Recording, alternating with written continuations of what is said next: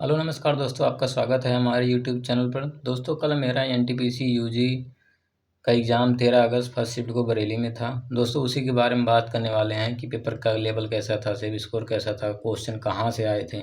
दोस्तों, हम subject wise बात करेंगे। सबसे पहले हम बात करेंगे मैथ की। अब दोस्तों, मैथ के बारे में हम देखते हैं। मैथ का दोस्तों अर्थमेटिक का ज़्यादा क्वेश्चन आया था और एडवांस का 4-5 क्वेश्चन आया था। ओवरऑल मैथ की बात करें तो दोस्तों 4-5 क्वेश्चन लेंदी था, बाकी तो डूएबल था, आराम से अटेंड कर सकते थे। जिसने भी पहले मॉक लगाया है, मॉक का एनालिसिस अच्छे से किया है, थोड़ा प्रैक्टिस अच्छा है, वो मैथ कर लेगा पूरा। अब दोस्तों इसे ज्योमेट्री से एक क्वेश्चन आ गया था, ट्रिग्नोमेट्री से एक क्वेश्चन आ गया था, बहुलक एक पूछा था और दोस्तों इधर नंबर सिस्टम से भी क्वेश्चन आया था। 3-4 क्वेश्चन नंबर सिस्टम से, जैसे पूछा था दो क्रमागत संख्याएं हैं तो उनका दो क्रमागत संख्याओं के वर्गों का योग इतना दिया है, तो दो क्रमागत संख्याओं का योग पूछा था। और दोस्तों एक क्वेश्चन ये पूछा था कि दो क्रमागत संख्याएं मतलब इतनी क्रमागत संख्याएं हैं तो उनके सम सम क्रमागत संख्या है तो उनका योग कितना होता है। तो दोस्तों इसका फार्मूला यही होता है कि अगर सम संख्या का योग पूछा जाता है तो जितना पूछेगा, जितना नंबर तक उसके उसमें एक जोड़ देंगे। अगर विषम संख्या का पूछेगा तो वही नंबर हो जाता है। अब दोस्तों हम बात करने वाले हैं रीजनिंग की। रीजनिंग दोस्तों बहुत ही आसान आई थी, डूएबल आई थी। जो भी बच्चा प्रैक्टिस अच्छे से किया है 30 में 30 अटेंड कर सकता है बहुत आसानी से।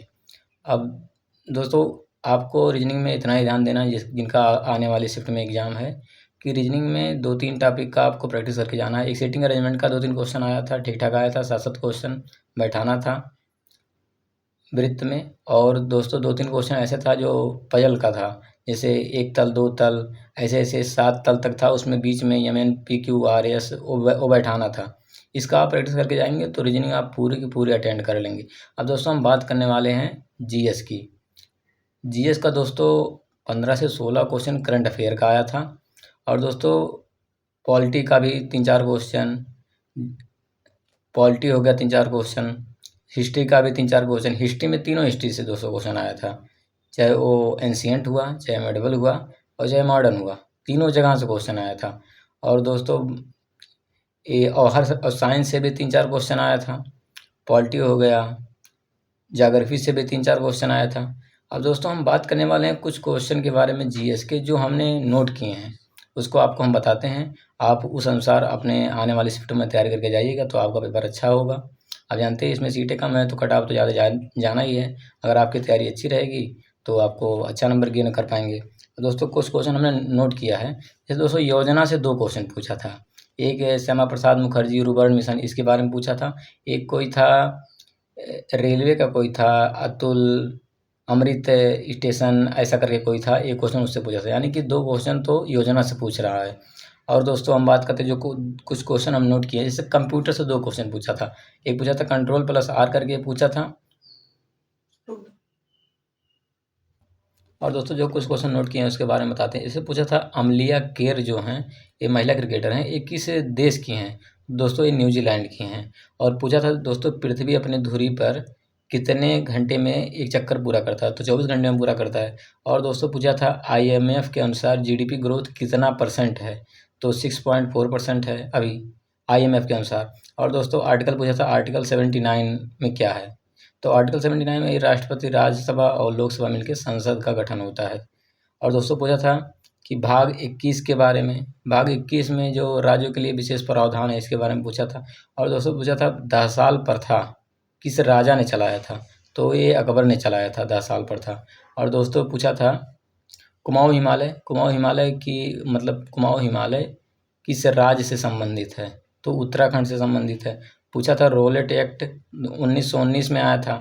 और पूछा था कि मुंबई सत्याग्रह में रोलेट एक्ट के अनुसार मुंबई सत्याग्रह किसने किया था, तो गांधी जी ने किया था। और आया था स्वतंत्रता के समय पीएम कौन थे, तो क्लीमेंट एटली थे। और पूछा था आर्टिकल 330 किससे संबंधित है, तो एससी एसटी के लिए प्रावधान है उससे संबंधित है। और पूछा था टिहरी बाँध किस नदी पे है, तो टिहरी बाँध दोस्तों भागीरथी नदी पे है। और पूछा था कंट्रोल प्लस आर, तो 2 ऑप्शन दिया था, मतलब 4 ऑप्शन दिया था उसमें। कंट्रोल प्लस आर एक राइट अलाइनमेंट भी होता है, राइट मतलब दाएँ खिसकानों को भी कंट्रोल प्लस आर कहते हैं, लेकिन ऑप्शन ऐसा नहीं दिया था, ऑप्शन में कुछ और दिया था, लेकिन उसी के बारे में था। और पूछा था वैदिक काल में गौ युद्ध के लिए किस वर्ड का प्रयोग किया जाता है? ऐसे 4 वर्ड दिया था, गविष्टि, गौ गौ ऐसे करके दिया था। तो इसमें दोस्तों सही जो है गविष्टि ही सही है। और पूछा था दक्षिण पूर्वी तट को क्या कहते हैं? जो पूर्वी तट है उसमें जो पूर्वी में जो दक्षिण तट है उसको कोरोमंडल तट कहते हैं, जो पूर्वी में जो उत्तर तट है उसको उत्तरी सरगार तट कहते हैं। और पूछा था नागालैंड का 17वां जिला जो बना है उसका क्या नाम है? तो उसका नाम है मेलुरी, जो पूछा गया था। और पूछा था श्यामा प्रसाद मुखर्जी मिशन से संबंधित पूछा था। और पूछा था लक्षद्वीप समूह में 4 ऑप्शन दिया था। पूछा था लक्षद्वीप समूह में ये जो 4 द्वीप दिया था ये कौन से द्वीप संबंधित नहीं है? ये पूछा था।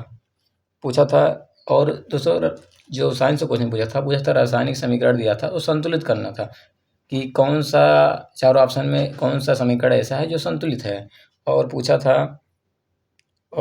था एक NaCl के बारे में, मतलब पूछा था कि आयन इसमें कौन सा आयन बनाता है, और उसमें ऑप्शन में एक NaCl था, वही सही था दोस्तों। और दोस्तों अब जो एनालिसिस हम बताए हैं, अगर आप उस अनुसार तैयारी करेंगे आने वाली शिफ्टों में तो आपका पेपर काफ़ी अच्छा होगा। धन्यवाद दोस्तों।